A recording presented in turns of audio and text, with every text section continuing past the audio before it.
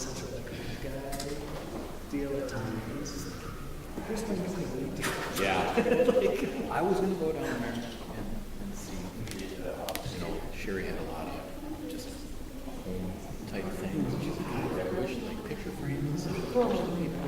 Take these, but the neighbor helped her box everything back up for donation. Cool. Good to go. Nice. Pulled out a dumpster.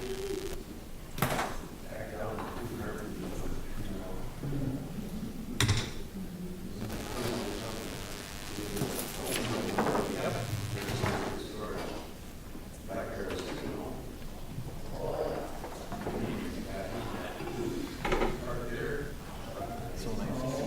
Metal Tonka toy. I got that as a gift from Judy and Kurt for our son. She's still I was very excited. Voices. Yeah, I have a metal, I still have the metal payloader like that with the galvanized lift handle, the grader, and the metal full-size truck. Yeah. And I was like, when somebody dropped off a plastic one down at Cityway camp, I still grab it. I'm taking that home. My mom used to work at Tonka Toys, so we did all like the payloader without four wheels and jagged edges. Yeah, Sherry's like, when the kids were little, you gonna want the kids to play with me? I did eventually.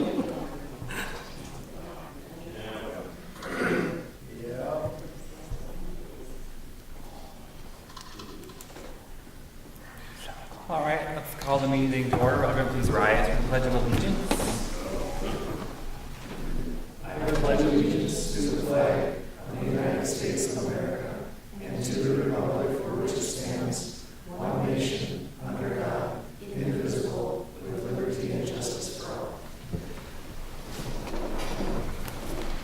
Alrighty, approval of agenda. Are there any changes to the agenda, Nick? Yes, Mr. Mayor, our auditor is unable to be here tonight, Oh, okay. so that has been,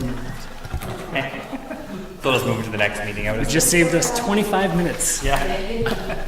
Okay, noting that change, we'll entertain a motion.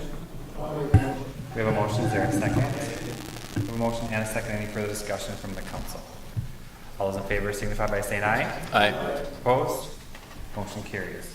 Approval of minutes, the minutes for the June 16th, 2020 council meeting and the June 30th, 2020 special meeting are included with your packet. Are there any changes to those? If not, we'll entertain a motion. We have a motion, is there a second? I'll second. We have a motion and a second. Any further discussion from the council? All those in favor signify by saying aye. Aye. Opposed? Motion carries. Citizens input. Lynn, do you have anything to share with us? Or are you just here to listen? Okay. No one else, we'll move along. Council and committee reports, we have none that I'm aware of. Somebody has something to report on? You gave an update already on the wastewater. Yes, because we've had a meeting since then, yep. And you could note their special meeting just for the record. Well, I just saw that in my email, so I don't even know the details of it. Same. So, Same. there is It's a special posted meeting. anyway, I so. didn't get a chance to look at it. Don't know when it is, so stay tuned. Thanks, Nick. All right, the consent agenda, we have 4 items on there. I'm just going to read through them quickly, and then if there's something we need to discuss, we'll do so. Item A, consider accepting all reports and payment of claims. Item B, consider approving city administrator to the, appointing the city administrator to the Wright County EDA Committee. Consider approving the delinquent utility balances to property taxes. And consider a resolution accepting the CARES funding for 2020 general election. Do any of those require discussion? No? If not, we'll entertain a motion to approve the consent agenda. I'll make a motion. We have a motion. Is there a second? We have a motion and a second. Any further discussion from the council? All those in favor signify by saying aye. Aye. Opposed? Motion carries. All right, under presentations, we can skip over the audit. So that means Harbor Lake Wine and Spirits are up a little sooner than planned. I hope you're ready. Very ready. Wonderful. So I'll just give you our figures for June and how we're doing profit and loss statement for June of 2020. Total sales for the month were $107,368. Total cost of sales, $72,320. Total expenses being $25,000, leaving us a profit of $14,623 in the month of June, leaving us a year-to-date balance of $14,211. Turn around June 30th. That's the right direction. That is the right direction. Correct. Very good. This is the dashboard I put together for June, and you can see in the top there, I broke down the sales by category, and it lists the profit percentage and number of tickets. It's pretty self-explanatory. I think we're doing well. We're right there in that 24-25% GP range, which is right where we want to be. And for the month too, you can see if you look down at the second graph there, we're still doing great, but we kind of took a little bit of a dip there. There are some major events that we typically see in June that are definitely a shot in the arm for sales that we didn't just see this past month. So believe that's really the only reason why we didn't beat the month before. So, but on the whole, everything's trending up really nicely. And as far as purchasing analysis goes,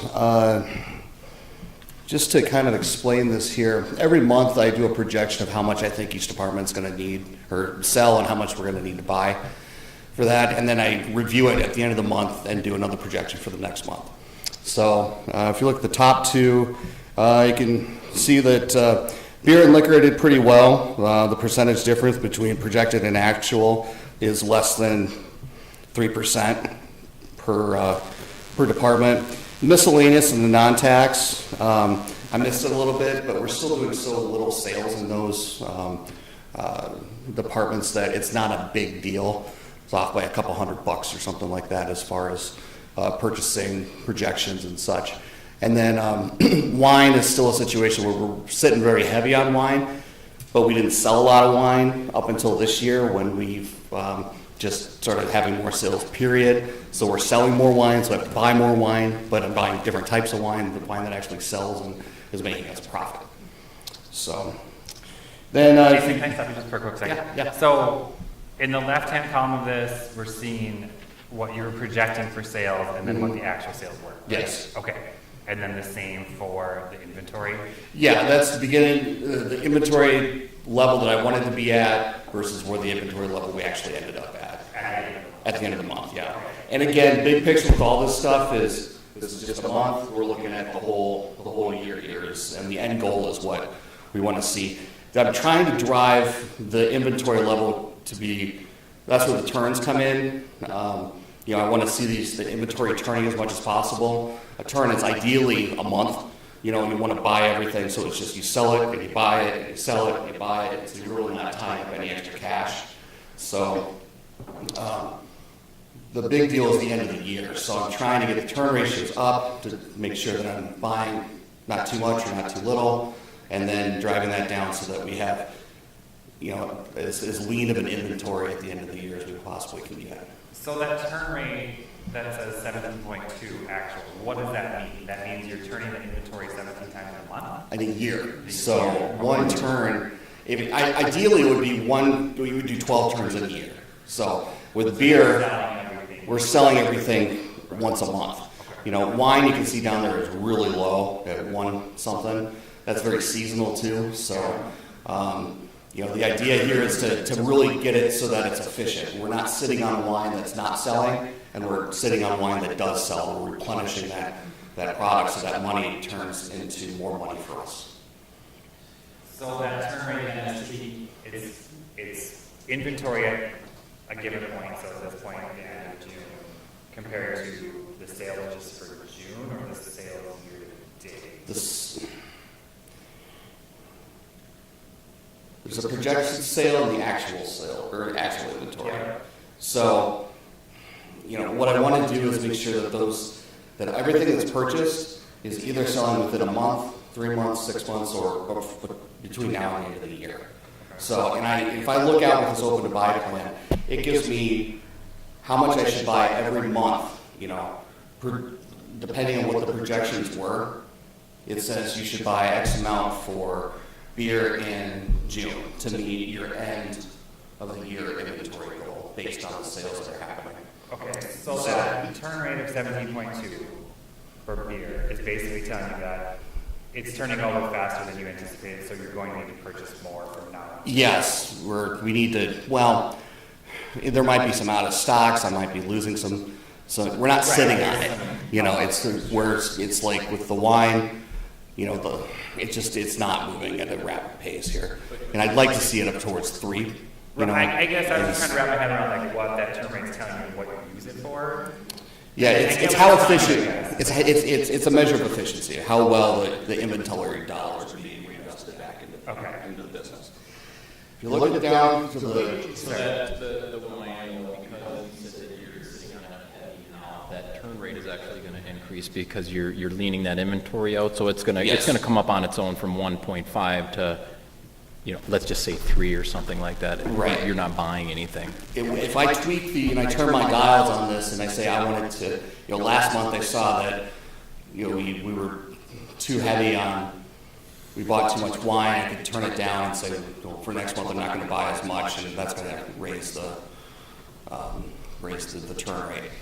On the other hand, sometimes there's product that I can only buy once a year or seasonally to get the best profit margin that we can get on it. So you might see sometimes like the liquor, all these numbers will get bigger towards the end of the year, the turn ratio, because we're going to be driving that inventory level down and the sales will be.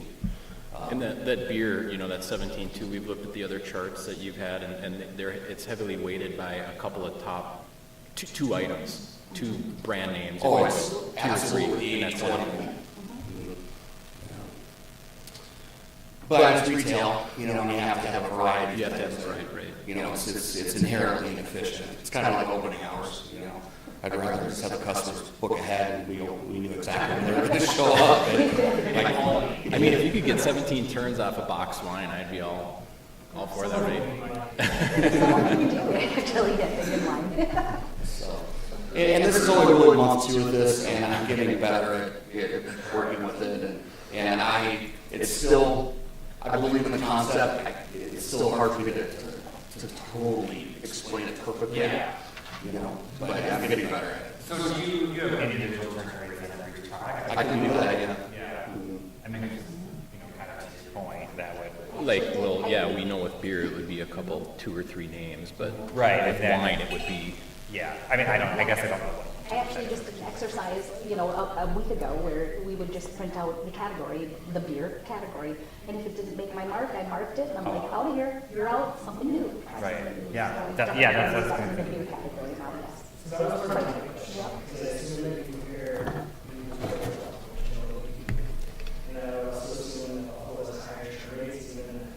Category.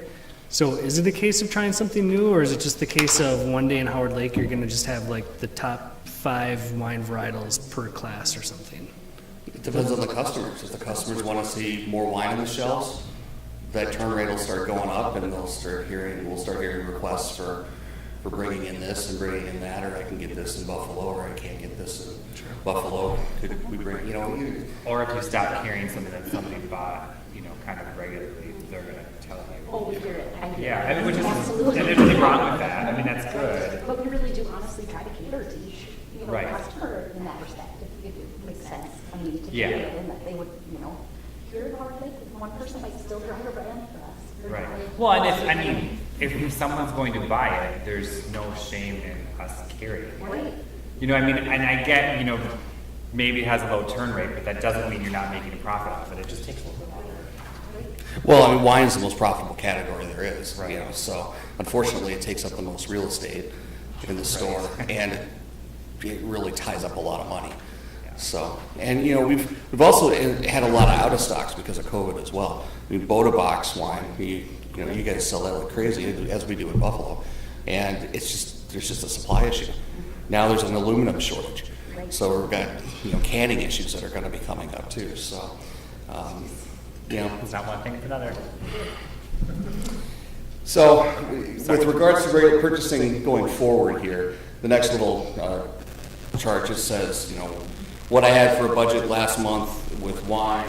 Technically, I had no budget to buy any wine, but we're still selling a little bit, so I've got to fill the holes when I can.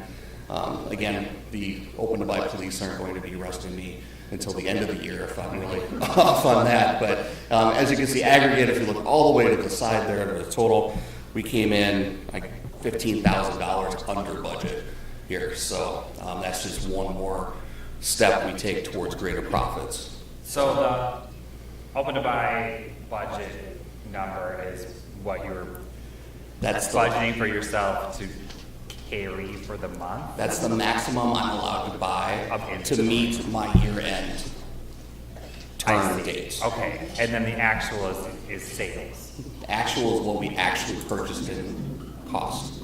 I see. So Okay, so sales isn't part of this. sales is not a part of this. This is all calculated at cost dollars. This is not using retail dollars to go against cost So dollars. when you look at that, I mean, you're under budget, which isn't a bad thing because it means that you didn't buy as much, right? But if you look at the numbers above, you know, in a lot of cases, your sales were higher than projected.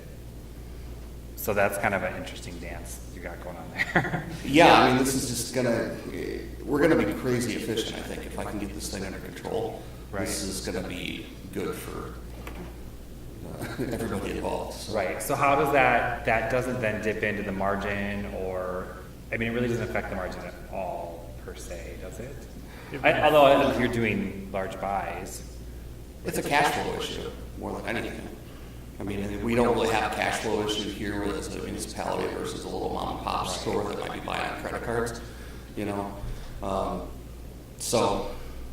But still, I mean, the more efficient I get, the more profits you're going to receive. So.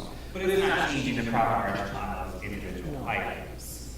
Are you saying that 15 under it doesn't have a direct relationship to the GP for the month of Right. like 22 to 23? Well- No, that's his budget for purchasing.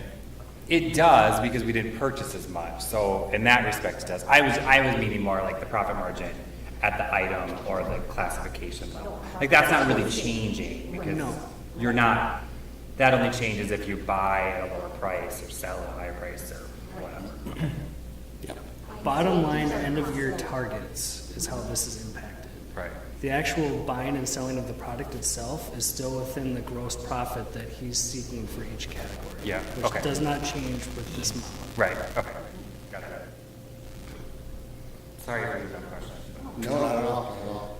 Well, and I'll highlight too, like, we hope to find the right level of reports that you guys see month after month. So keep the questions coming. Like, if you want to see more or less, this is also the opportunity to voice that. Yeah, I mean, it's hard to request more when I don't really know what that would be or what, you know, you're capable of. I mean, I think this for the first time out is fine. Yeah, and you know, we can get as detailed on an individual item as you guys would want to be, or department. You know, we could, like Myra said, we can go down the amount of turns. I mean, how many people brought a product?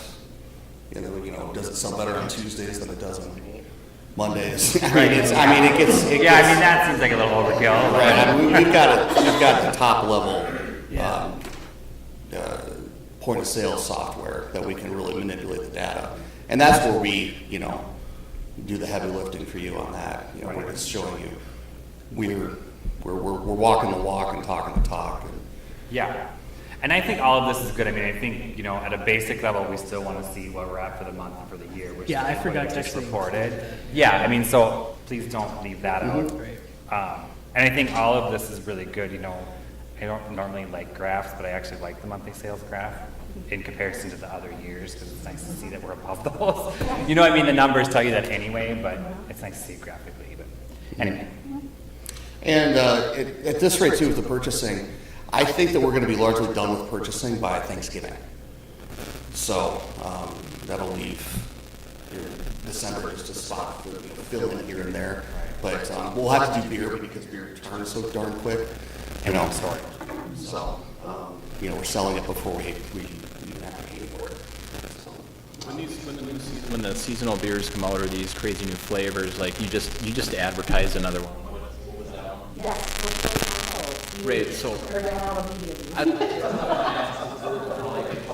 we fall, our community, or how does Howard Lake fall into getting that stock replenished? Do we have, you know, are we in it just like everybody else? else is in it? Yep. We do share many distributors, a lot of them with the same. They kind of just break up just west of us, or yeah. So like the little Gasol area where we might have a few different ones, but we have, what order they have them available now, so, yeah. Unfortunately, the shortages are so real. It's a huge out. The trick is predicting what people are going to buy. Right. You know, I mean, I think you kind of knew that Busch Light apple was probably going to go like I hotcakes. did, yeah. Right, yeah. When that- Yeah, who knew that was going to sell? I know. But Busch Light is popular. But So. it was great that they came out during this time, because we've had such hole, we're filling holes and Yeah. trying to get these items to make it look good still and get what they do have in different varieties or flavors. Right, it's a little bit early for new Apple stuff. Right, so we're like, hey, what's the newest other one coming up, so we don't have to deal with Right. all of this and that. Yeah, whatever the next flavor of Busch Light is, just order 3 times as much as you. Right. Well, if the distributor doesn't order enough. Yeah, I mean, right, I that's- suppose. there's- Yeah, I mean, you're kind of. Everybody's got to, Yes. do their fair share of the rowing, so. Right. Good news, the corn can is on its way. Oh, that was the other one somebody asked. Couple months late. Good. Just to wrap up here with the dashboard, we did an analysis of sales per hour in June to see if adding the extra hours with the longer days and the campers in town was really worth it. This is a breakdown of every hour we're open. Sorry, I didn't catch that. So- Contacting about to it. I'm sorry, Siri, we don't need you right now. So this is, obviously between 11 and 6, since we're open, those hours every single day, there's I think, there's 30 hours of that, and then there's only 8 hours worth of 8 to 9 and 9 to 10, because we're only open for, 4 weeks, or four. Yeah. There's only one, they're only 2 days a week, 4 days, so. Right, so, but you still, our break even per hour is right at $200, it's like $198.50 or something like that. So if we make $200 and do the $200 in sales per hour, we broke even. Obviously, after about 7 o'clock, the profit starts eroding. I've been doing these analyses for a dozen years plus. That penultimate hour always outdoes the final hour. I don't know, because the final hour, everybody comes in a rush at 15 minutes to close. And then that 8 to 9 one is, do they close at 8? So they're running in, and it's busy from 8 till about 8:15, so that's when all those sales are coming in. But then the last 90 minutes or so is crickets, So what we're going to do is once the season's over with, we're going to roll back everything to 8 o'clock closing, Monday through Saturday, and then keep the 10 o'clock opening, because that's kind of been found to be the Goldilocks opening time. It's not too early, not too late. And with regards to Sundays, I think I wrote on the bottom there that we were looking at 11 to 4. Yeah. So Sunday is profitable every day. It has been since we started this season. We're doing at least $1,400 an hour, and if we're open 7 hours, $200 an hour, we should be doing at least $1,400 for the day. So we're breaking even for the day, at least. It's one of those deals where since it's not really hurting us, we think that we'd like to continue going on with Sundays going forward, just as just to keep people happy and coming in. And if we shave off a couple hours there, well, if they weren't showing up anyway, they're probably not going to miss it that much going forward. So, just as a way to be cognizant of the customer needs. The only thing it would be interesting to know, or that you can think about capturing at times, new customers who might end up becoming repeat customers. I get it. There's really little way to do that. Except for maybe using the loyalty program kind of as a measure, but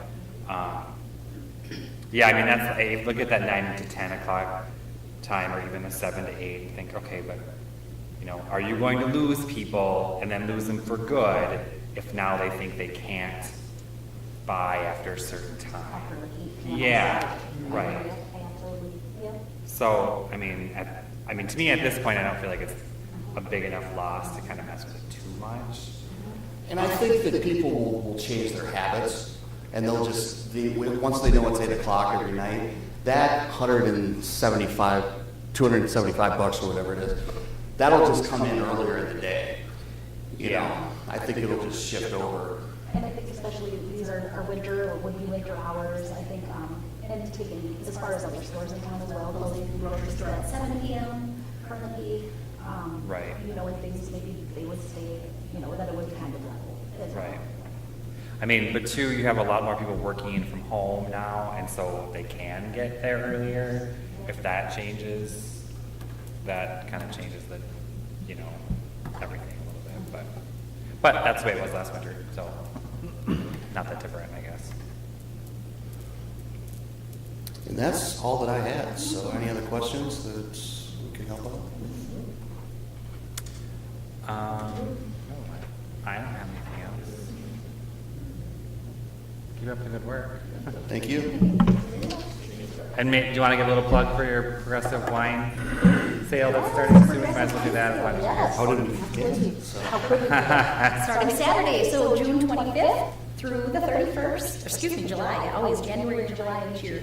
So the percentage off on wine, so bottles, only not box, sorry, excluded, but is the percentage off. So starting 25% off on the 25th, moving all the way up 1% each day till the 31st. So come and get your wine you like. A little box is waiting. Thank It you. was successful last time. People raved about it, so good deal. All Thank you. right. Thank you. Thanks. All right, new business. Item A, consider modifying ordinance 12.02 regarding parking. Yeah, so this ordinance is in resolve to some complaints and questions that we've had from folks that use Imhoff Avenue. I think we have a couple different issues kind of overlapping here. One, with the new homes that are being built on Lake Golf Estates, the parcels that we dealt with and slugged through with utilities last year. We have a lot of big, heavy equipment and vehicles that are parking on the side of the road. But I think even once those houses are built out, we're still going to see quite a few of these issues with residents that park on the north side of the road. And just in general, the roadway itself is relatively narrow. So essentially what we're looking at doing is preventing parking on the north side of Imhoff. You would still be able to park on the south side, which is the lake side. But doing so would allow us to kind of save the pavement. If you see the picture there, we're already seeing cracking on the side of the new roadway that we put in last year. It's been just a bear cat to establish turf on the boulevard because of tire tracks and that sort of thing. And we've even had people park directly on the trail to stay off the roadway itself.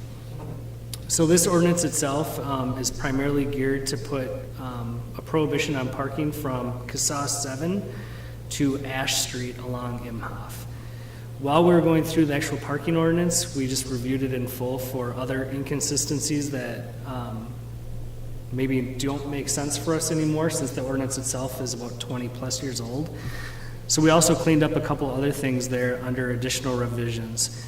And within those, that includes prohibiting vehicles and trailers longer than 20 feet in most business and industrial districts.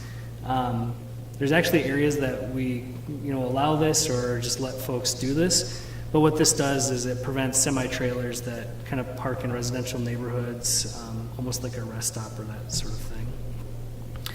The next one is it requires vehicles to be parked parallel into the far right side of roadways with no curb. Again, that also kind of prevents the issue that you see on Imhoff, but believe it or not, that's common language in most parking ordinances now.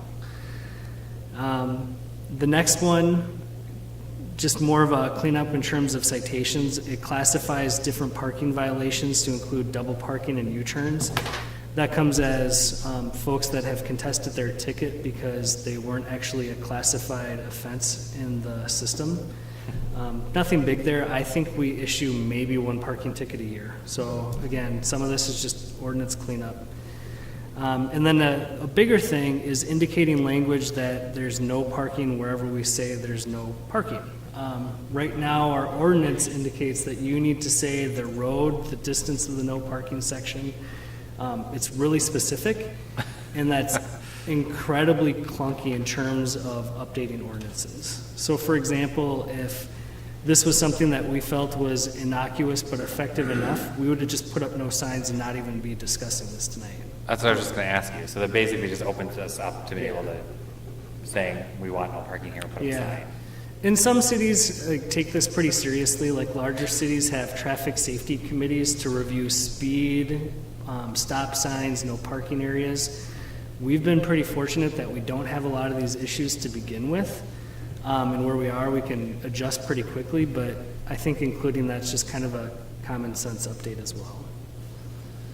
Do you have any questions on the proposed changes? It says, it'll provide a proper publication, just reaching out to everybody that lives from CASA to Ash, in both sides, or how is that? Yeah. Or is that just in the newspaper and city So page? legally, by ordinance, we have to notify everyone within 300 feet of Imhoff, which is going to be a large number of people to Right. begin with. But we could go more than that as well if you had like the desire to do that. But they'll actually get a mailed notification if you live within 300 feet. Kind of like a zoning. It's exactly like a zoning thing. And at that time, if you do put something on the city page, we can share that. Yep, Put absolutely. that out there. My only concern is that while I agree with this, like no parking on that north side, while I agree with it, that I foresee that, the people that have the lake, that live on the lake side, that if all of a sudden there's additional parking on theirs and people decide that they're gonna go over a little bit, even though it's not their property per se, being right away or whatever, Yeah. I see there you could be can't some really stop additional them. damage there. It's not gonna stop them. I agree. It was something that we actually discussed and considered with this too. And you could make it no parking or you could not touch this ordinance at all. I just felt there'd be more negative comments and consequences to completely banning the parking on Imhoff altogether. But I think that's Yeah. definitely something that we could just listen to people. That seems a little. Right, yeah. I mean, and I think, Unless you want a shuttle service from somewhere. yeah, a tram. Yeah. I mean, I think the bigger part of the goal is to keep that trail clear and in decent condition. And Right. And it's not helping something matters by to grow. having vehicles go over the edge Right. constantly, and it's not even people doing construction, it's just people that live out there. Right. Yeah, so no, I don't think going out both sides is probably the way to go, but. I mean, I like the fact that you took this opportunity to clean up the rest of the ordinance. That's We tried to always- do it. Yeah, I mean, that's always a good practice. All right. Anything else, council? If not, we'll entertain a motion. I'll make a motion. We have a motion, is there a second? I'll second the motion. We have a motion and a second. Any further discussion from the council? I do have a question though, real quickly, on the, not being able to get turf to grow in that area. I mean, if you took it a step further and actually had some plantings in there or something else, it's a complete deterrent then, hey, you can't park here as Yeah. well. Maybe that'd be further down the road, but We did not price out, but we were told that a gravel shoulder would actually probably make the issue worse because it would invite additional parking. And then when we considered other planting that would be resistant to a whole bunch of snow, sand, and salt, we were struggling to come up with a decent thing. Yeah. Actually, you're right, yep. the landscaper, we talked to two. One was a landscape architect, one was just a landscaper, and they both said, you are gonna have this issue forever. It's a 5-foot boulevard. Yeah. you know? Well, maybe in the future, we can consider something else that isn't, not necessarily a fence the whole way, but something, Yeah. some sort of visible barrier. Right. But, okay. We have a motion and a second. If there's no further discussion, all those in favor signify by saying aye. Aye. Opposed? Motion carries. Item B, consider resolution 20-09 approving the summary publication of ordinance 12.02, which is what we just talked about. Not a whole lot of discussion here, it's just a No. summary ordinance, right? Correct. Allows us to not publish the whole ordinance, which is pretty costly. We do need a supermajority vote, so 4 out of 5 of you need to vote for this to approve it. Okay. All those in favor, I suppose we need to, and we'll entertain a motion first. I'll make the motion. We have a motion, is there a second? We have a a motion and a second. Any further discussion? All those in favor signify by saying aye. Aye. Opposed? Motion carries. Item E, consider approval of the 2020 street crack ceiling quote. Mr. Mayor, Council, the pavement management plan developed in the 2020 to 2029 CIP outlined that Commerce Boulevard, Shoreline Drive, Dura Drive, and First Street all were roads that needed to be addressed in the year of 2020. We reached out and got some quotes on the full project. After discussing with city engineer Josh, he expressed preference for chip sealing over the replay, which is what we've done in the past. I don't know if he explained why. We thought it was a better product and it held up longer. And Nick's experience in the past too, he kind of agreed that some of our replay streets are deteriorating faster than we wanted to have it. And if you're familiar with the differences, so Replay is a soy-based product. It basically looks like we Yeah, sprayed we used that oil last on the time. roads. It's kind of a new product. It worked well enough, but I think we're gonna have to do roads sooner than not. Like 7th Street is a good example of that. And just in general, the route that we're going now with the actual oil base, with the little gravel that you see thrown over them, just kind of comes as a higher recommendation, and it's cheaper, so. Okay. Yeah, so we found, when we received proposals back, that it was cheaper to do the chip sealing. The capital fund budgeted $34,119 for all of the streets to be done. The lowest bid for crack sealing, which would be the first step in the paving project, was from MP Asphalt for $4,500. And the lowest bid that came in was from Pearson Bros for $37,637.36 for a total of $42,000 and some change, which was about $8,000 over budget. Nick and I went out and drove the streets and kind of evaluated the worst of the worst and what really needed to be addressed. Shoreline Drive, for the most part, is in pretty good shape, just really needs some of the crack sealing addressed. So we decided that crack sealing on Shoreline Drive was something that for sure needed to be done, but it could probably hold off on chip sealing. And by doing that, because that's such a long road, that actually brought, if we were just to do the crack sealing and not the chip sealing, brought the overall cost down of the project to $31,992, which is just over $2,000 under budget. And then, so we would go forward with chip sealing on First Street, Dura Drive, Commerce Boulevard, and chip sealing on Commerce, Dura, and First, and only crack sealing on Shoreline Drive, and obviously crack sealing the rest of them. Where did we wind up on our other projects? Did we wound up under budget for Haywood and Dutch and the other work that we did?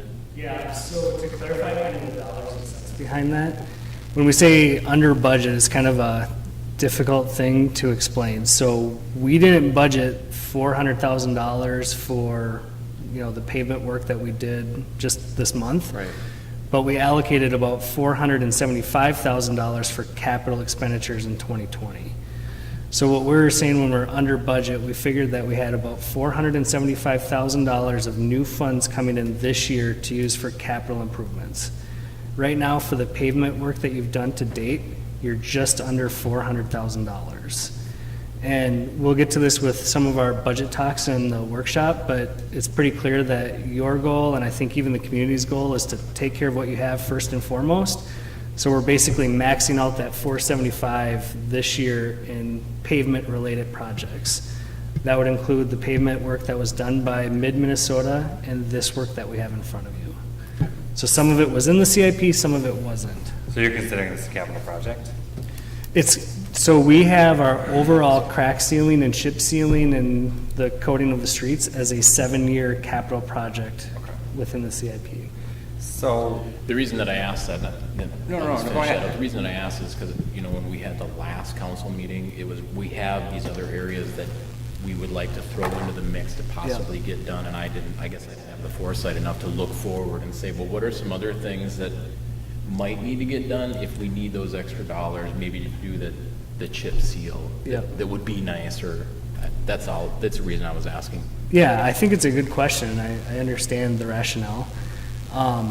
This still kind of good, bad, and otherwise, and I can see Al kind of do another deep sigh. This still falls into maintaining roads that frankly have been replaced sooner or more recent than some older areas of town that we want to make sure get to the full longevity of the utilities underneath them. So I think about the only other work, say we're a year removed from this discussion, there's probably going to be some pavement patching, like the bigger stuff that we did under mid-Minnesota, but not $400,000 worth. Like, we're running out of those areas. We're left with the areas that fully need reconstruction. Right. Okay. So why wouldn't we just try to find the other $8,000 somewhere to do all of it this year? You certainly could. This is kind of a case of best laid plans too. So we took the whole road under the 9-year CIP and broke it up so that we could afford it over that 9 years. Right now, Shoreline is in a much better condition than the other roads that we're bringing forward. And we don't see another area that would need that level of treatment. So I think it's also just good common sense not to spend it because it's not necessary. Is it something that next year it could be it'll be something that comes back up again next year and we say, well, look, we're going to end up doing it next year, kind of like we did the worst of the worst with Yeah. Haywood. It certainly could be. I mean, I don't know how that would hold up year to year. Even out on 7th Street, which was done 2 years ago, we see additional crack sealing that needs to be done. Right. And then I'm assuming this is going to be done yet this summer. Yeah. Yep. Another note too on the contracts that you have in front of you for approval, they both, they haven't done business with Howard Lake, so I think they sharpen pencils in that regard. And the other thing that they note, especially relevant over the replay, they're oil-based products, which I think brings their cost down like we saw with the other projects this year. And then have you had a discussion with them? We're going to want them to kind of coordinate their timing with Dura to not be working at Yeah. 6 a.m. and 3 p.m. or whatever, 4 o'clock, whatever time they get done, because that would be, I think that's a great idea. We haven't. Exactly. They tout themselves as like basically detour-free work, but I think that's pretty relevant when you have 400 people leaving the same place at the same time. We yeah, can on that talk more short about that. stretch of street Yeah. with only 2 parking Otherwise, lot Dura entrances. is not open like every other Thursday and Friday right now, Right. so maybe we could get them to do most of that work on I don't think Thursday. that's going to continue though very much longer. Very long, okay. Yeah. Either way, it's a great heads up. Yeah. Yeah. Definitely. Okay. Pearson Bros did express that they have been wanting to do a project here for a long time. Interesting. And that they have also worked with MP Asphalt in the past, and they actually recommended MP Asphalt for us to reach out to. So I think that they'll be a good team to work together. Okay. So just to back way up, so we're looking at the chip sealing bid from Pearson Brothers for $37,637. And You're the gonna crack do chip from- sealing for 27, well, you can do, that's the total if you want to do Shoreline Oh, Drive as well. I'm sorry. Otherwise, you would do chip sealing for 27,492 and crack filling for 4,500. Oh, okay, I'm sorry. I was reading the wrong spot. Okay. Got it. All right. Would someone like to make the motion? Sure, I'll make a motion. We have a motion. Is there a second? I'll second it.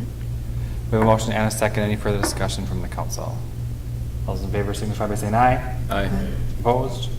Motion carries. Item D, consider approving the SIU modification with Sostegard Foods.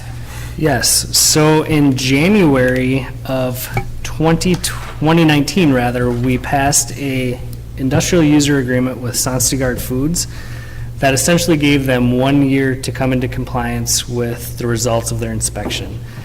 The biggest item that was found to be in violation or that needed to be corrected was a sampling station, similar to what is out at Forsman Farms, that is used to calculate their affluence for the actual bill that they receive. To date, they have not installed that sampling station, so we've gone back to Sonstegard's and requested a timeline for completion, which is included in your packet for review. Basically puts them into compliance at January 6th of 2021. And meanwhile, it does impose a penalty of $5,000 per month until they are in compliance with their industrial user agreement. At the end of that period, and once we have satisfactory results to the sampling station that they put in, if there's a credit due to or from the city and the wastewater commission, it would be issued at that time. But this is really meant to show a heavy hand that they need to come into compliance with their industrial user agreement. They have signed this agreement. Right now, it's on the city to pass as the actual billing agency. Well, they also had signed another agreement. Yeah. So, Point taken. So then, to that point, what are we, I mean, fingers crossed this all goes the way it's supposed to, but if there's a non-compliance issue again, are we just gonna keep kicking a SIU down the road and signing it, or what? So I think this gives them a realistic time for compliance. Good, bad, or otherwise, they were attempting to do some of these modifications moments before COVID kicked in, but it was completely unpermitted and unreviewed by the city engineer and city staff. So I think they're chomping at the bit to do a lot of this work, and I would speculate that their intent is to not pay that $5,000 per month very long. That being said, if they don't do the improvements, if they fail to meet that timeline, there is clauses that basically put this in front of the district court, likely in February, March of 2021. Okay. what I wonder when we have the wastewater, the meetings and everything, and they continue to be non-compliant, is at what point and what organization, what body steps in and says, hey, the city can't manage this SIU, the wastewater committee Yep. can't, they're not doing it, and they're not compliant, they're discharging at these, who and when, at what point do they say, we're taking Yeah. this out of your hands? So I think with the agreement that you have in front of you, it shows good faith on both parties to do the right thing, which is something that someone in district court is going to want to see before they weigh in and say, Sonstakar, do you need to come into compliance? Or city, you're unrightfully kind of harassing this guy, if that's the right word to use. On the flip side, keep in mind that the parties to the agreement itself are intentional to include the wastewater commission, who collects the actual waste and treats it, and the city, who has the authority to assess delinquent charges. So even at the point, I think it would likely come again after this timeline, we would have the authority to assess the $5,000 per month penalty and any other delinquent charges to their property. Historically, over the life of a city, we have about a 100% capture rate on taxes. Like, eventually, they get paid somehow by someone. Again, to the last effect, this also gives the legal right and expectation of the city, the wastewater commission, and Sonstagars that if they do not come into compliance, it will become a legal matter with Wright County. And does the commission's or the plant's permit dictate that we need these SIUs? Yeah, so it's basically two triggers for the industrial user agreement in full. One is the type of user, and the second is the volume of user. If I recall right, Forsman Farms checks both boxes. Sonstigard is the type of effluent that they put into the system. So it's actually a state statute by the Minnesota Pollution Control Agency that requires the actual SIU itself, but leaves the authority to administer it with the local unit of government. Okay. Okay. Anything else, council? Not, we will entertain a motion. I'll make a motion. We have a motion, is there a second? We have a motion and a second. Any further discussion from the council? All those in favor signify by saying aye. Aye. Opposed? Motion carries. Item E, consider approving the SIU modification with Forsman Farms. Basically coincidence that you have your only two industrial user agreements up for review on the same night. This, They're exciting topics. it brings me to work every day, Mr. Mayor. Anyway, this modification is a little bit different. Initially, when Forsman Farms came online, they had the opportunity to either pay upfront sewer access charges similar to residential units that you pay when you build a house, or pay a higher per month rate. Forsman Farms opted to not pay the upfront SAC charge and instead paid the higher per month charge on their utility bill. Now that they're a couple of years into their operation and they have a good understanding of their flow, and the city and the commission have an understanding of about how many residential equivalencies they have, discussions came back in terms of paying that SAC fee over a course of 5 years at 5% interest in order to receive much lower monthly rates. So the agreement that you have in front of you allows Forsman Farms to pay that SAC, which is the equivalent, of about 380 homes at a total charge of $857,000. Of that, the commission will retain $668,000, and the city will retain $189,000. That's the same ratio of any one unit. I believe a SAC currently is about $4,000. The commission gets $3,500. The city retains $500. So do that math times 380. There's nothing new or different special breaks that Forsman Farms is getting with this, aside from the ability to pay it back over 5 years, with interest, mind you, to the city and to the commission.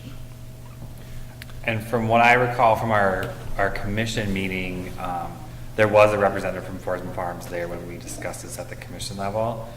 And I think they actually would have agreed to, better terms on our end in terms of like interest rate, but because they've been so good to work with, from the City of Howard Lake's point of view and the wastewater commission, we worked with them a little bit more and kind of, because we didn't really have to give them 5 years. We could have said we wanted it all up front and, we don't care about the interest, but they were really, really open to anything. They were eager to start right away. Too. Yeah. Immediately. And we wanted to do what was fair too, just like we do here, so. Right. I think that's a really good point to make. In fact, they've been asking for their first invoice. So, they're ready to go. It's kind of like the dream customer. Right. And mind you, just for, council and the listening audience, no surprise, we have incredibly high utility rates. Our last utility rate increase came in 2016 and stopped essentially because of bringing on such a large industrial user. Right.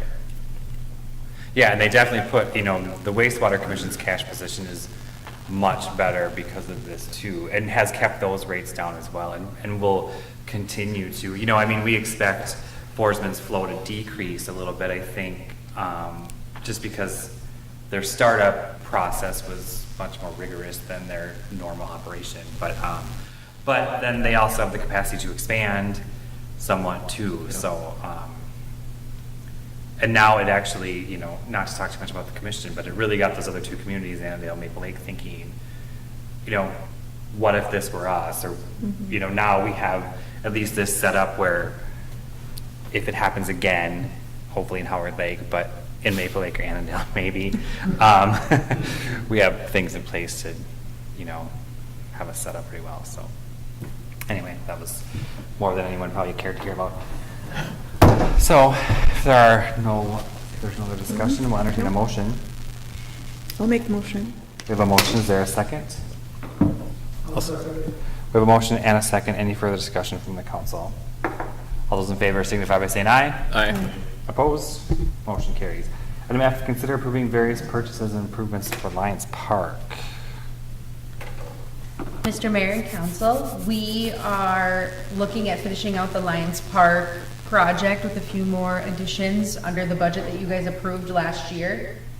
We are looking at getting electric hand dryers installed down there, kind of with the COVID stuff, but also, just getting with the Not times. having towels. Yeah, and the towels are proving to be a mess every time they're down there. And right now, we've almost opted not to even have towels down there. We have a roll of towels, but when we have the folded ones, they get thrown all over the floor and make a bigger mess than we want to deal with. We also received a quote for a beach shower. This is an estimated quote. We actually got a little bit of an update today, but we want to get a beach shower installed on the backside of the park or the bathroom building that you pull down to have it rinse off, so it's not like a turn on and somebody's gonna walk away, leave it on. It's gonna be a pull down, and when you let go, it shuts off. Oh, good idea. So we're working with Chuck Drush on that, and he's going to install a spring, so as soon as it's a low tension spring, so if you pull it down and it's not difficult for a child to pull it down, but then as soon as they walk away, it'll shut off. Smart. We are also looking to purchase a weed cutter that would be attached to a back of a boat to clean up the weeds that are in the beach area.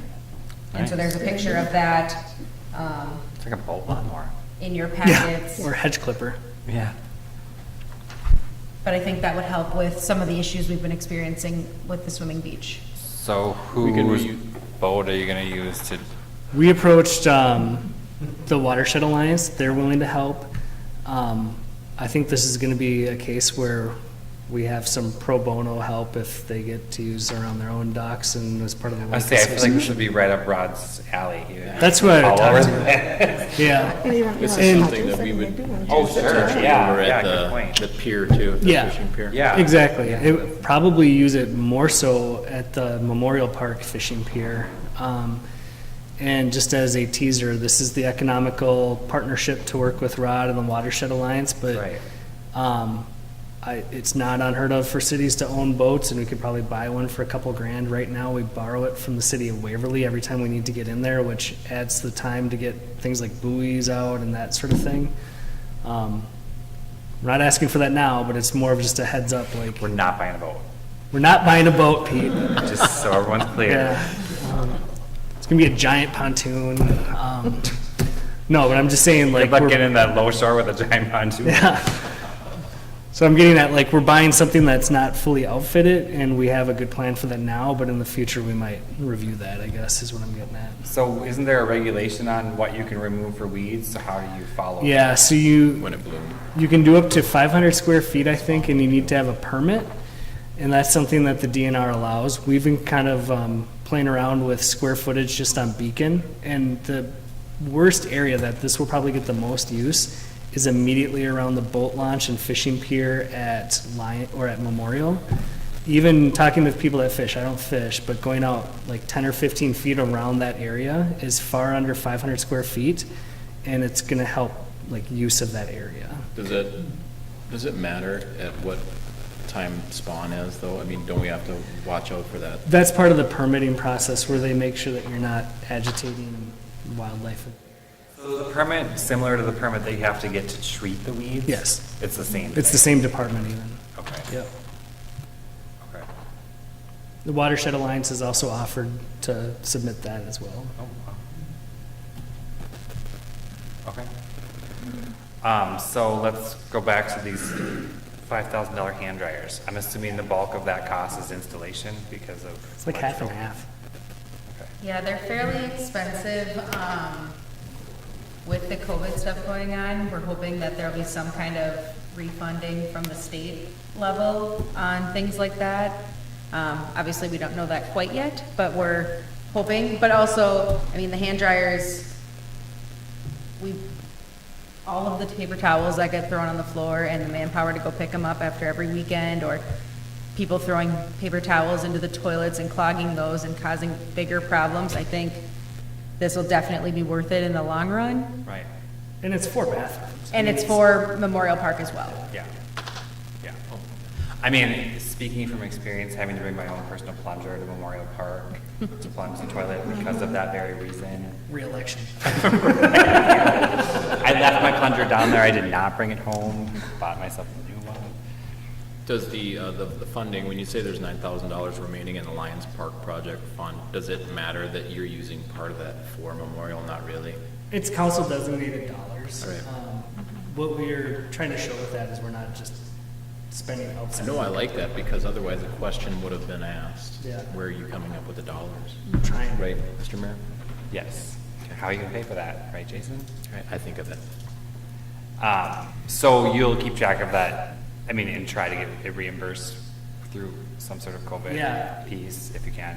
I mean, I'll kind of address how we're gonna do that in the CARES Act coming up. Yeah. but Short answer right now is yes. okay. And how soon can we expect the hand dryers and the beach shower to be done? We could have a full-time electrician for the city of Howard Lake alone this year, it feels like, between the projects that have been approved. Right now, We're also not hiring electricians, just FYI. right now, I think we're 2 weeks out on grocery store lights and historic city hall. Separate ones already. Yep, and this one came in right now, so we're like at the bottom of the queue. Okay. I don't even have a speculation as to when we're gonna see those guys. Okay. And beach shower, Chuck did say that he is very far behind with everything going on right now. But he's been very, keeping in touch with me and letting me know where he's at and what he's looking at. And I would think we'd have it for sure before this, before the season ends. Still get The some weed stuff. cutter Get will some be the use. fastest thing that Right. I see. Yeah. Right. Probably. But also a shout out to Chuck, because we were looking at these different options and talking to different vendors that were putting in drains and separate enclosures, and it was like a $5,000 to $10,000 question. Like, the local guy came through with the low cost, and he helped us actually fix the problem. It was pretty cool. And to that, do we have to worry about anything? Now, I'm imagining that the location of that is gonna be where the existing plumbing is, already on the backside where those, to that, because we have some compliancy issues out there, or we had to be compliant with access with the ramp down the beach, and everything, do we have to worry about the same things, giving somebody access to that shower that might be handicapped? I think that's a good point, and we can accommodate that through some concrete. I did not even think of that. I don't Yeah, know. that's a great thought. Because if it's easy to do, having a small sidewalk from the existing ramp to that shower. Because we'd be putting in a concrete pad anyway for the water to be on. The first Yeah. two quotes or two plumbing companies I talked to wanted to put like a drain and all these other things in, but Chuck did his research and said we don't need a drain, and since the water isn't gonna be, we're not worried about the water being left on and flooding out the whole area, there's not gonna be a problem. Right, you don't, there Too much really isn't a water. concern about it running into the lake either, because it's And clean water. it'll be cold water, so people aren't trying to like take a shower down there You never know. or anything. Well, But we'll I mean, add if that, they Jason, do, just they, as- that's Well, I don't know, fine. it wouldn't be something that would come from the ramp to that location, but Right. probably from the sidewalk that borders the parking lot right alongside the, Yeah, we'll look at it. I think either way, it's a great thought. I don't know, I don't know if it has to be or not, but just asking. Yeah. I mean, I guess if the electrician can put the hand dryers up higher on the list than the lights at Historic City Hall, I would prefer that, but I get that we don't get to pick and choose, so. Okay. Anything else, council? All right, well, if not, we'll entertain a motion. I'll make a motion. We have a motion, is there a second? I'll second. We have a motion and a second. Any further discussion from the council? Those in favor signify by saying aye. Aye. Opposed? Motion carries. Item G, consider approving creation and appointment to an ad hoc emergency services committee. Yeah, so over the last year and a half or so, we have actually been making modifications to our city's personnel policy as well as the fire department's bylaws to be more consistent and legal with 2020 requirements for employment and OSHA. We still have some work to go, and I think the final stretch that we have to go is probably going to be the most intricate and kind of complicated with the fire department itself. So what we're looking to do is actually create a council-recognized temporary or ad hoc committee that would work with 2 members of the fire department and city staff to review bylaws and bring forward changes to both the fire department rank and file as well as back to the city council for review and approval. This is something that has been done in other communities. We're working pretty close with the state fire marshal's office who is helping out with this, and they see this as a good kind of system and dynamic to use going forward. You know, certainly if you want to hear from 30 members in the department, but that kind of becomes chaos when you're discussing individual items for review. So you make a committee where there's 2 and they bring them back to the rest of the department for discussion and so forth. So what we're looking to do is appoint the following: the interim chief Keith Brabowski, two firefighters themselves, Dave Peterson and Kyle Week. And that was intentional. 5 applied, but just trying to find some sort of standard for appointment that we bring forward to the council. This is the member with the longest standing tenure and the member with the shortest standing tenure right now. Of the 5 who applied. Yeah, yep. Then myself and Megan, and I added this assuming, but this is something where council would weigh in. We do have a public safety commission of Councilor Dieter and Coots. So collectively, this group would be looking at the bylaws and personnel policies relevant to the group itself. We would do this pretty systematically, I guess. The timeline is presented in front of you, basically with once a month meetings from July or August until January 1st when they go into effect. But it still gives the opportunity for discussion level at the firefighter or at the fire department level as well as the council. So the schedule that you see in front of you is intentional to be just before business meetings of the fire department and just before council meetings to keep the relative groups informed as we go. One note that I put in here is we're being pretty deliberate with the terminology ad hoc emergency services. Something that we're still trying to wrap our head around is relative ordinances that impact the fire and ambulance to make sure that ambulance itself isn't further alienated in our ordinances and that they're properly recognized. And additionally, this is something that we'd actually hope to do once again with the police department once we wrap up with the fire department. Do you have any questions? I kind of went over that. Oh, one note I would say, actually what this group will be charged to do. On the first page of your staff report, you do see the scope and responsibilities. We try to be as succinct as possible just to focus the discussion and the purpose of the committee. So the first is to review and propose modifications to the city ordinance chapter 3.02. That's what gives the authority to the fire and ambulance service right now. I don't think it's been touched in decades, so it's pretty vague. Doesn't match current requirements that you see in most fire departments. And that's significant because ultimately the city council sets the services that are provided by the relative departments. Right now it basically just says we have a fire department. It doesn't go into any significant detail of really what that means.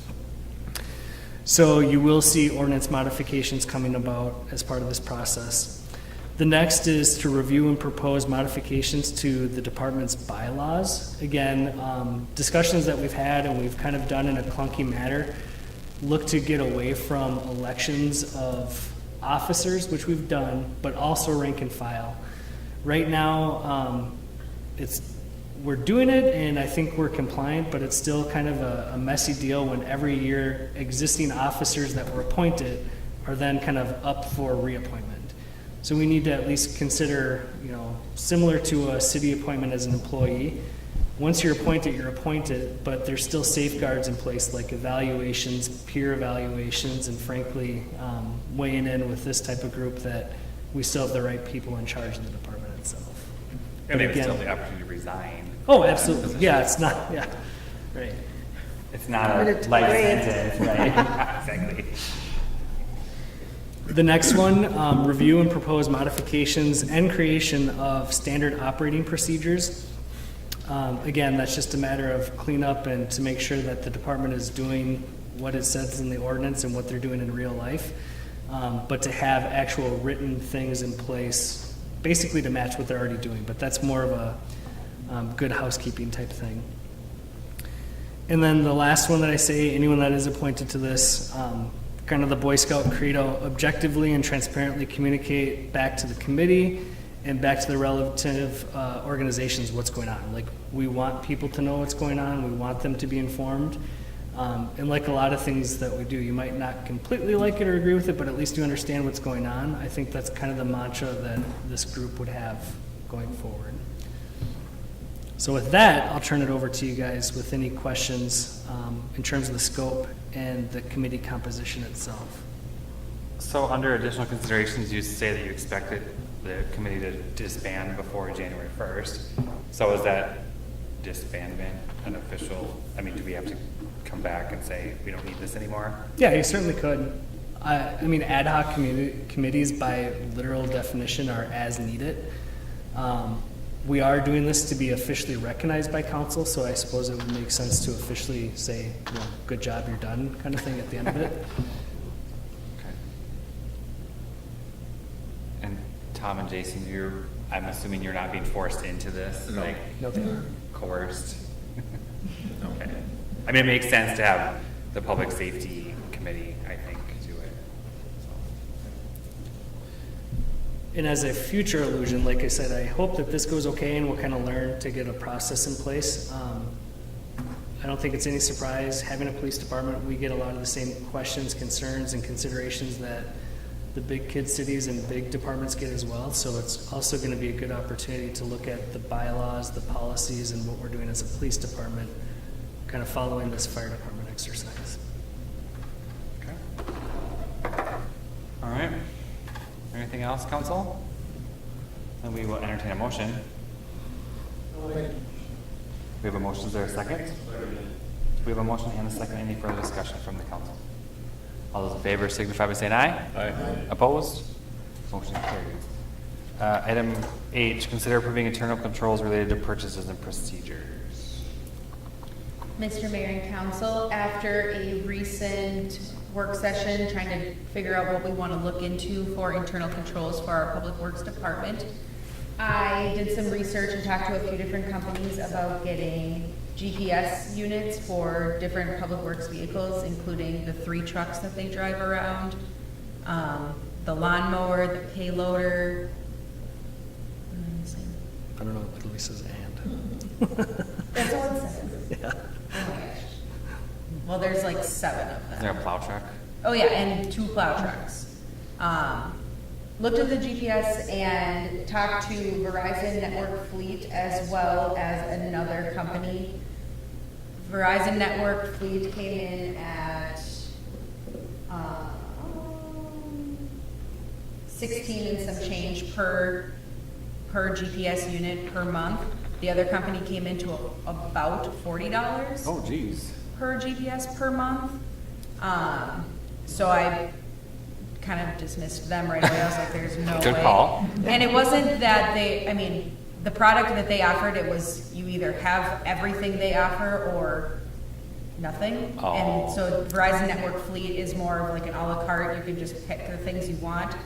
And after reviewing their like base model GPS system, I think that would more than suffice what we need. And we can always look into adding different parts to their dashboard in the future if we think we need it. But we want to get it on their 3 pickup trucks, mostly so that we know where they're at, like if we're in a pinch and we need to know what they're doing. Also for internal controls based off of things that have happened in the past. We just want to know where our vehicles are, what our people are doing on the clock. We want to put them on the lawnmower just to see, like in the future when we have new people, how long it should take somebody to go mow Memorial Park. We can kind of start gauging things like that, not like we're worried that the lawnmower is going to take off to Winstead or Waverly or something. But same with the payloader, just so we know where it's at and who's running it and all of that. I also looked into information on, back to Verizon Network Fleet. So I use Verizon Network Fleet at my part-time job, and it is an awesome dashboard. You can see how fast they're driving. You can look back for 3 months and see where they were at. If somebody were to call in and say, my mailbox was hit on this day, we could look back, see what vehicle was there, who was driving, how fast they were going. It provides more information than we even need just at the base level. I also looked into portable wireless cameras, which we thought would be a really good idea, not only to put in different city buildings, but to also have the police utilize them in different. Because they're not permanent. I mean, they're not. Yeah, they're totally portable. They can be connected to our phones. You can access them from a application on your phone and watch live what's happening in the city. So, there's construction going on, or just like our community cleanup days that went on for an entire month, we could have a camera set up there and we could watch it live. Nice. Rather than We did have a camera there this year, and it was a trail cam, and I just went out every other day and checked, the SIM card. But at that, I mean, not that we had any issues, but, you're just checking your SIM card every other day, and you might be missing things. And yeah, so the one-time charge for the GPS unit, we would have to install ourselves. They did tell me that it's very easy, and they have YouTube videos that'll show you how to do it. Otherwise, it was gonna be like $80 to $90 per GPS to install. Sounds like something Derek probably already knows how to do. Yeah, and that's exactly who we decided was gonna do it.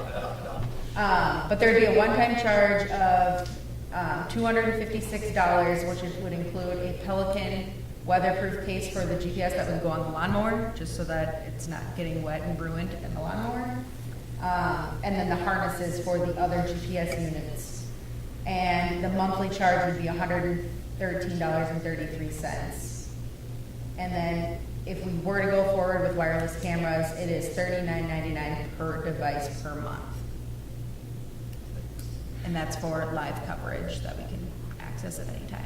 So there's no additional software, It's web-based. Yeah, it's all website-based, and there's no annual, right, like a license, number of licenses, or anything like that? They did offer breaks if you got a large number of them. We're just so small that, Yeah. I mean, we're splitting them between departments. We have such little need. Right. Do you think the PD would, they're for the camera, then they would find it? I think they're more excited than Public Works. Okay. Yeah.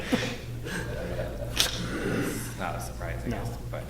Dave's a big camera guy, and actually, just about every theft, traffic accident, what have you, that happens anywhere near Highway 12, one of the first things that they do is ask the adjacent business owner for whatever they have for footage. Good, bad, or otherwise, it's just part of our life now. Yeah. I would assume that Megan, you'd be the main person monitoring these, or? yeah, and it's nice, I mean, so at my other job, we have it set up like on a computer, and you can see, you can pull up every, all 6 of them, or all 7 of them, all at one time, and see where everybody's at on a map. And you can literally see like their vehicle driving down Highway 12, rounding the corner, like you can see everything that's happening. There's not specific licenses on how many people can log in. We can have Nick have one, and I have one for after hours or weekends to see where people are at. If something's going on, you can log in and make sure, somebody's in town taking care of whatever problem we're having. But, I mean, I can absolutely be the, And so at this point, you wouldn't be, they wouldn't be monitoring each other, right? They wouldn't be monitoring each other, and I think we're going to be more spot check-in and demand related. Like, Sure.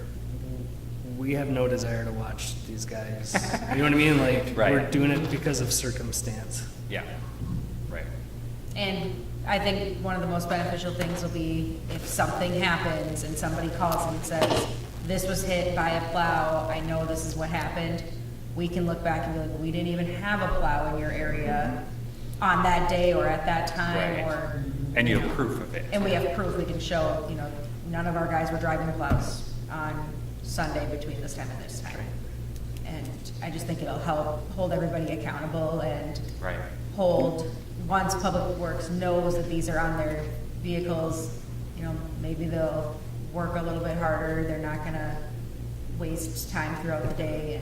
Well, and it's so Even if they know common. we're not watching every day. It's just so common with any employer who has fleet. Like, if you go to any, private sector employer, like, your other job, like my regular job, like, a lot of businesses, they just do this. It's not because of, low trust or anything like that.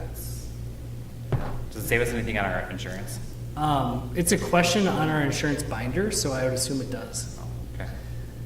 Yep. That's something. And I think there's also some fun stuff you could do with this too. Like, I've seen other communities put like track your plow kind of thing during a snowstorm and put it on Facebook. So Oh, sure. As it's taken out yeah, somebody's. Right. As it's digging up my grass. like a video game. 1 mailbox, 2. Oh. The Pac-Man music in the That background. contest, how many will be hit at Right, Christmas? right. When are they coming to my house? So we have the. Put we on have the bug sprayer so people can see where it's going. It looks like the funds aren't an issue for first year total. You've got that broken up, but moving forward, there's no issues with this minimal amount. Yeah, we're gonna want to be deliberate about how it's used between departments to allocate it out. But even splitting $2,400 over the course of a year between 3 different or 4 different departments is like, it's minor. Yeah. Yeah. The other thing I forgot to mention, they did say like on the plows, since those are so seasonal, that we can shut off, the GPS to those during, off-season. Same with the lawnmower, that could get shut off or moved to a different vehicle. The other thing that's really nice is it comes with roadside assistance, so if they break down or something, it'll come with road. I don't think You never know. Might come in handy. And it also comes, oh my gosh, what did I just think? Roadside assistance for the lawnmower. That's Yeah. exactly what I was thinking about. I ran out of gas. Where are we at with replacement on that? Oh, and it runs vehicle diagnostic, so if there's something going on, Oh, cool. like if you need an oil change or something like that, it'll run vehicle diagnostics, and you can also track stuff in our dashboard, so I can put Clay's truck went in for an oil change on this date. Oh, that's kinda And then it'll nice. tell us when we're at 4,000 miles later. And That's so a nice that little would be the added only thing that would bonus. suck about moving them from vehicle to Sure. vehicle, because it wouldn't be able to be consistent. But like the lawnmower, we're not crazy worried about if we move it and put it on. Right, that would be kind of be your designated mobile one. Yeah. And then that one would be good for getting, it'll be in a Pelican case, so if it's exposed to the elements or anything like that, it'll be safe, like our future boat, if we needed to put it on there. Can you strap it to Nick so that we can see where he is? Yeah, we could do that. Sometimes you wander away. Sometimes I'm on that lawnmower. Right, that's my point. Going to Waverly. Running out of gas. Okay. All right, any other questions, council? We will entertain a motion. We have a motion, is there a second? I'll second. We have a motion and a second. Any further discussion from the council? All those in favor signify by saying aye. Aye. Opposed? Motion carries. Let's see, where am I? Consider approving CARES Act allocation and business relief program. Yeah, so the city of Howard Lake qualifies for and will receive funding under the CARES Act. That is the federal aid that has been dispersed to state and county governments related to the COVID-19 pandemic. We anticipate to receive about $150,000 in funding under this program, which is a one-time lump sum upfront payment made to the city of Howard Lake. It's actually based on about $75 per resident, and I didn't know the exact census count that they're using, so I used $150,000 as a conservative plug figure. We have not received this money to date. We expect the disbursement, which was approved yesterday, applied for about a month ago, approved yesterday, and should be allocated within the next 6 to 8 days. So we'll actually see it in our checking account within the next week or so. In order to use the fund, it basically needs to, relate obviously to the pandemic at hand. We have participated in a couple webinars and read on the language of requirements, and I think we have a pretty good handle on this. But that being said, the funds are monitored monthly. There's call-ins and emails established to make sure that what you're using the funds for are eligible and lawful and all that stuff. But at the end of the day, most of that authority actually goes back to the council to allocate the money out accordingly. They provide guidance in terms of how to determine if funds are eligible, and the 3-part test is listed in your packet. The first question that must be answered is the expenditure necessary to plan, respond, or protect against the COVID-19 pandemic? The second is the expenditure immediately due to the COVID-19 pandemic. And the last test is the expenditure not otherwise included or budgeted for in your general fund budget. They don't give a whole lot of guidance beyond that, but again, as I note, they give plenty of examples of what is eligible. We've kind of based off of that list as well as our local needs for the funds itself. And so what we've put together, and this is completely subject to your approval, reallocation, and that sort of thing, is the following allocations that total roughly $150,000. First, in terms of kind of how we arrived to these numbers, kind of stepping back, one, we sought to make the city whole for any pandemic-related fees and charges that we've incurred to date. The second, we've received plenty of inquiries from businesses asking about different support that could be allocated to them as well. So the single biggest allocation is actually to business relief grants. Other expenses would include the hazard pay that we've authorized and may reauthorize if we see additional ebbs and flows in the pandemic itself.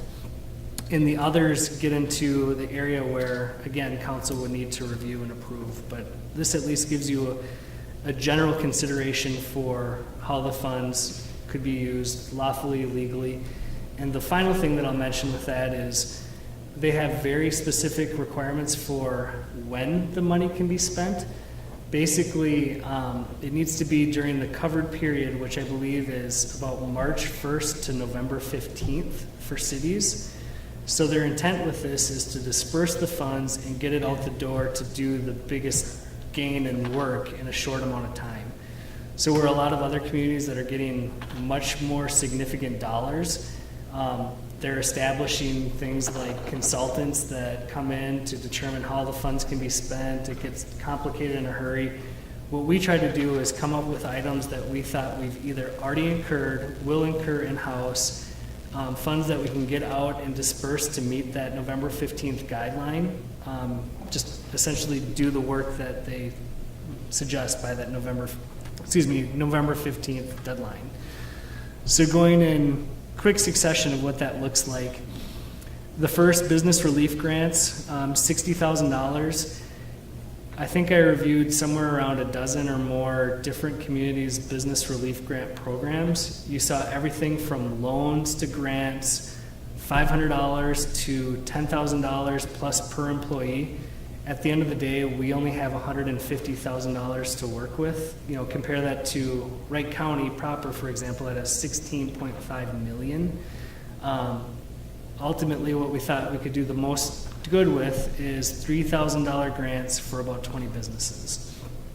I do not have the exact language kind of drafted yet, but essentially what I'm looking at doing that with is off the cuff. Every city, every county that I've looked at requires you to be current with utilities, taxes, and business licenses. And since we're only looking at about $3,000 worth of grants per business, we would start with that. Like, make sure you're current on your taxes, your business license, and your utilities.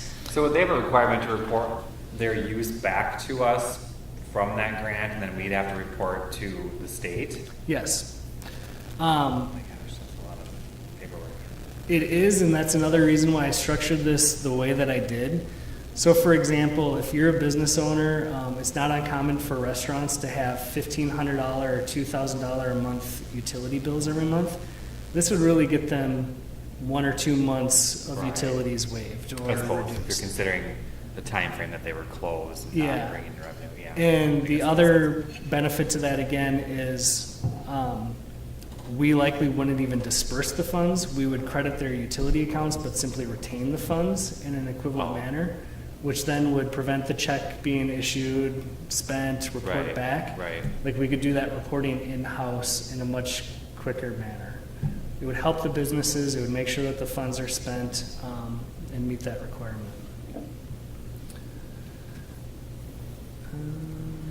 The next item there, hazard pay.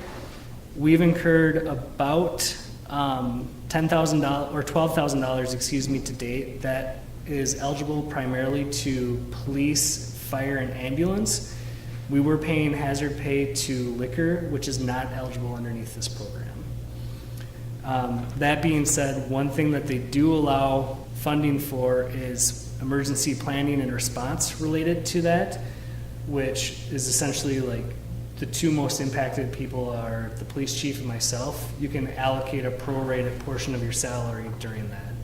So we picked a relatively conservative amount, considering at the onset of COVID, it was the only thing I was doing for probably 3 or 4 weeks, and now it's not something that I interact with on an even everyday basis. So the next one, and it does allocate an additional $10,000 for future hazard pay for those same departments if that's the direction we go. The next, we've expensed about $3,000 to date of PPE.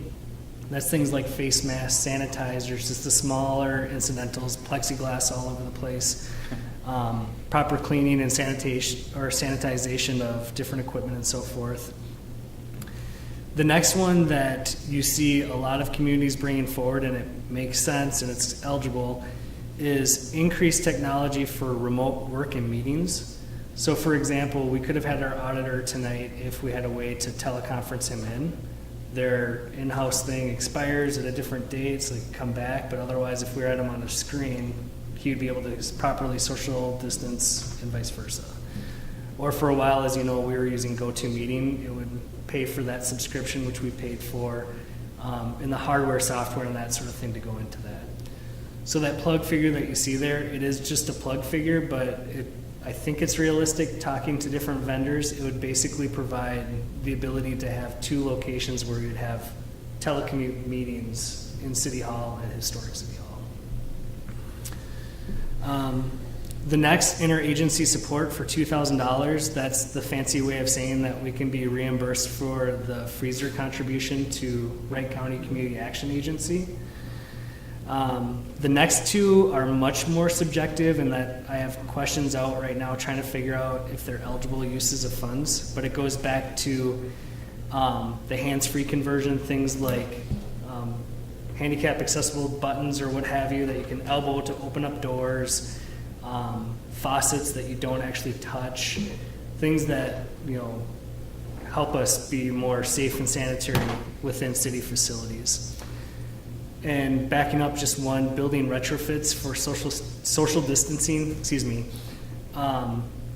we've seen this in a couple different places, but the most recent is we've done some cabling in the library building, a building that is almost impossible to provide proper social distancing. Basically, you're the patron in there if you're one-on-one going in there to do your thing. But as they're opening up, they're realigning the computers itself, so this allows them to kind of pepper the computers around the outside of the building to, again, not have 4 people on the computer within 6 feet. So I went through that relatively quickly, but again, the thing that I want to stress is the numbers that you see here are estimates. As council, you have the authority to allocate as you see fit. But ultimately, what we're looking for approval or consideration tonight is the creation of that grant program for $60,000. And the other is just the acknowledgement that we basically have a budget to use these dollars, because once we get it in, again, to the terms of the agreement itself with the state, we got to get to work fast. And there's not going to be any stipulations on there though, because there's been a lot of payroll protection plans that have been out there that have basically, it's not really governed. It's here, we're going to give you this money, you have access to it, and they have to use whatever percentage within so many days on their payroll. But I don't think anybody comes back and says, hey, what did you really use this for? My question is though, we're not going as far into it to say, well, we can't give you this as a grant because you've used this money. It's a good question, and again, just tonight between 4:30 and the meeting, I started kind of noodling with that language. I have seen very restrictive and prescriptive uses of the grant dollars that go out to help businesses. There's also programs that help for like residential utility relief, by the way. I didn't include that because I think Wright County is going to be doing something at the county level, so I tried to not overlap. But short answer is some of the requirements that I've seen go into the requirements of you can't be delinquent on taxes, utilities, you have to show a documented need that you're hurt by COVID, and I'm trying to think of some of the other stuff. 3 years worth of tax returns, just like a really obtrusive ask. And another one is you haven't received other COVID-related funding. at least right now, as I'm starting to draft it, since we're talking about $3,000, like, how much effort is that business owner that's already struggling to get to the next day gonna put in for $3,000? No, I understand. So I tried to be as realistic with the information asked as possible. So for example, if you look up here, this is the application. All of it is shown. Basically just contact information, business name, applicant name, that sort of thing. And I broke up the expenses into two categories. One is incurred and billed utility bills and business license fees. Get current with that, or put as much of it possible of the $3,000 towards that, which we can document, we can prove in a hurry. And then beyond that is stuff that should be relatively easy and quick to prove it meets the federal requirements for eligibility and does not intentionally get to the level of PPE or PPP, Right. other stuff like that. Okay. And if we can't show that we needed all this money, do we have to pay it back, Yeah. refund it, or return it then? Okay. Yep.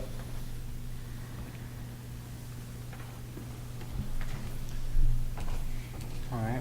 One thing, since I have it here, I can kind of talk about at least how this is potentially drafted too, because it would go kind of in a hurry. I also talk about qualifying businesses and businesses that are not eligible. Again, we've never done this before, so I'm sure like there's gonna be a bumpy road to be had, but I, again, tried to be as transparent and basic as possible. So a qualifying business, you have to have a legal entity registered with the Secretary of State. It can't just be Jason's Brick and Mortar is now a business and I want, the $3,000. You need to show that you actually are a business. That's something that, is easy to print off and so forth online. The next is have an actual physical location in Howard Lake.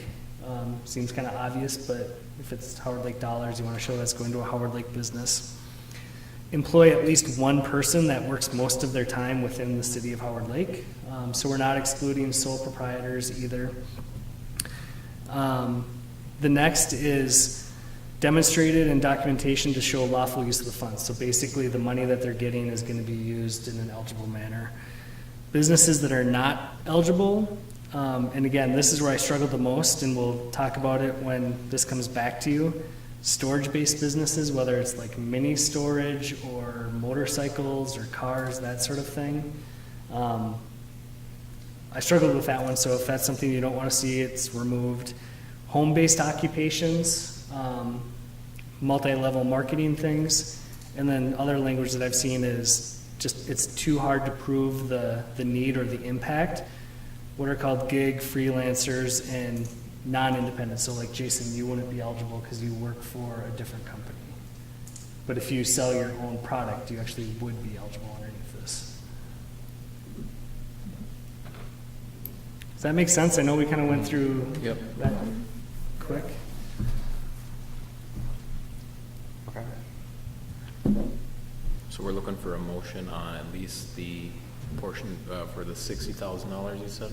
Yeah, I would like to see it done in two manners. Basically, one is the creation of this business relief grant, because that's really the money that's going out the door with this. And the other is just the general approval of the budget that you see in front of you. Okay, so which one do you want first? Doesn't matter. Doesn't matter. Okay, so let's entertain a motion for the first piece, which was the establishment of the grant. Is that what, I'm sorry, is that how you said that? Yes. We'll make that motion. We have a motion. Is there a second? We have a motion and a second. Any further discussion from the council? All those in favor signify by saying aye. Aye. Opposed? Motion carries. And then we're looking for a motion to approve our CARES funding budget or allocation. We have a motion. Is there a second? I'll second. We have a motion and a second. Any further discussion from the council? All those in favor signify by saying aye. Aye. Opposed? Motion carries. Item J, consider letter requesting modification of Wright County CASA 7 project. Yeah, so this would be essentially the first kind of baby step into modifications to County Road 7 to widen the shoulders or do some sort of trail project from Highway 12 near Lions Park to Imhoff Avenue.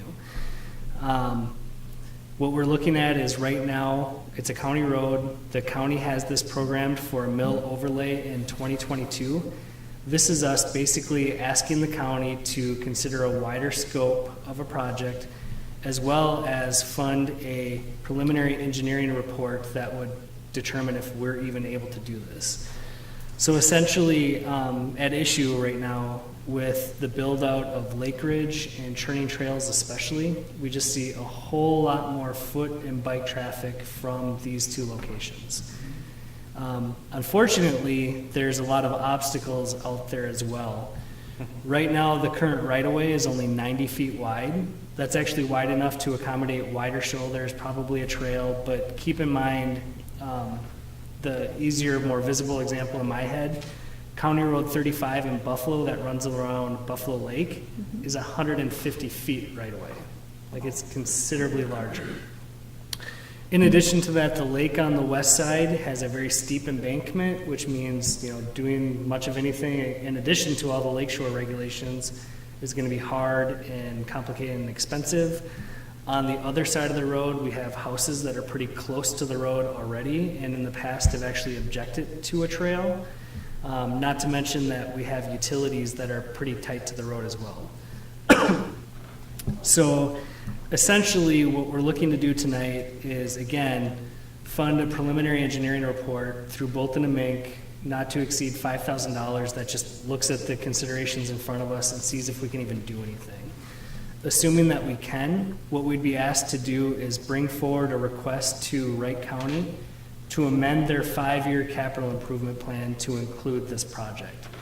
And that's very relevant because actually right now, anything that we do to that roadway is at the expense of the local municipality. If they amend their capital improvement plan to match what we're asking for, this is actually eligible for state aid funds.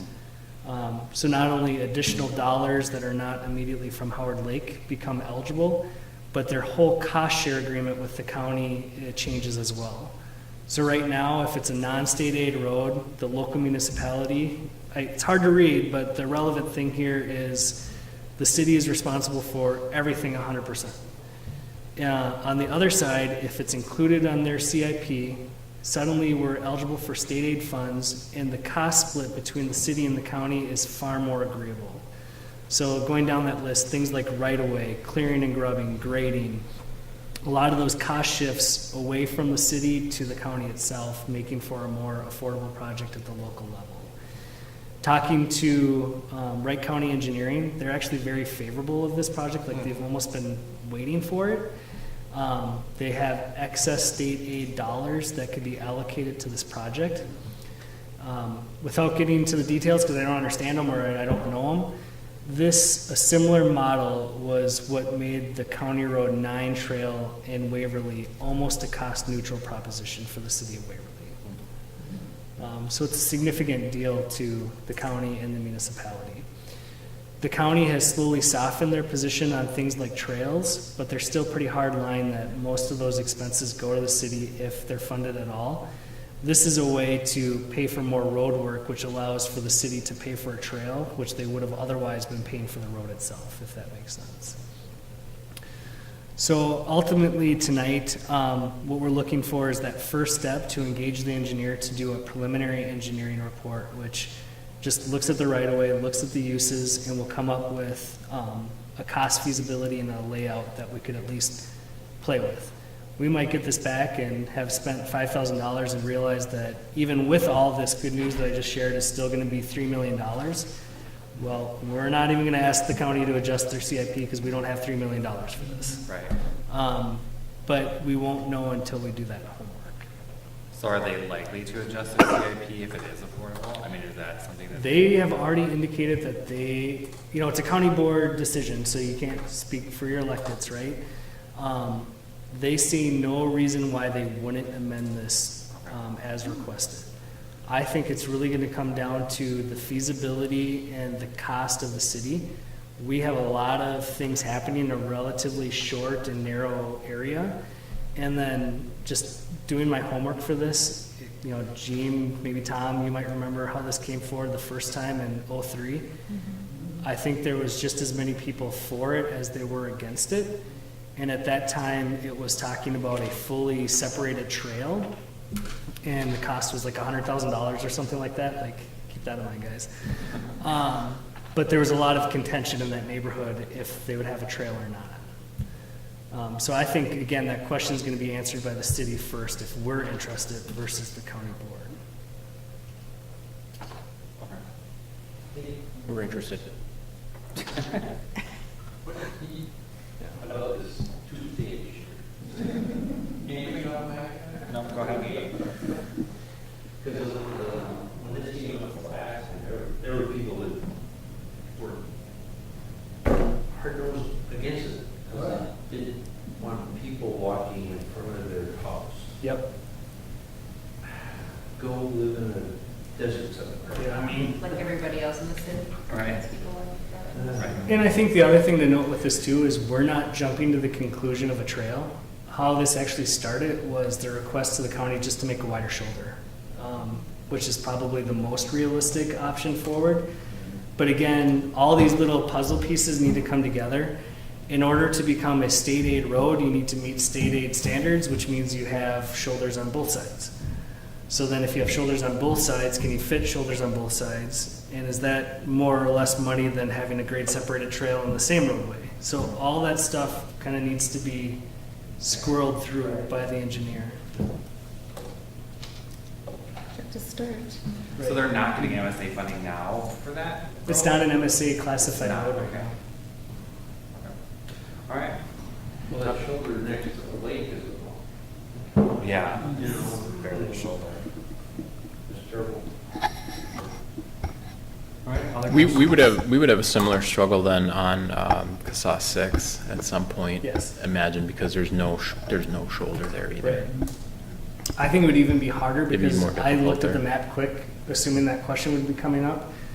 It's almost all wetlands at a certain point where that's going to become even more difficult. Here, it's more man-made obstacles like fire hydrants and like homes with shallower right-of-ways, or setbacks, I should say, which is still way easier to deal with than a DNR wetland. Yeah, definitely with the struggles to have a standalone trail on that east side, I would definitely, it would be advantageous to widen out those shoulders and have that connectivity between Imhoff and Turning Trails and 12. Yep. Trail around the lake would be just the cat's meow. And we talked about it for a decade. We're getting closer though, guys. We have that link from downtown to Memorial. We have Imhoff. Sneaking up on it, but there's. And then it'll be down, then it'll be out to the school. Right. And So it seems like something not to pass up. Yeah. This is a change, I think. in fact, to that point, Al, and the overall county willingness, we had this talk and there was this point where they were a little hesitant. And I asked like what the issue was, and then they realized that I was asking for this in 2022, not next year. Like they're ready to go. Like they're willing to. Yeah. It was a refreshing talk for once about transportation.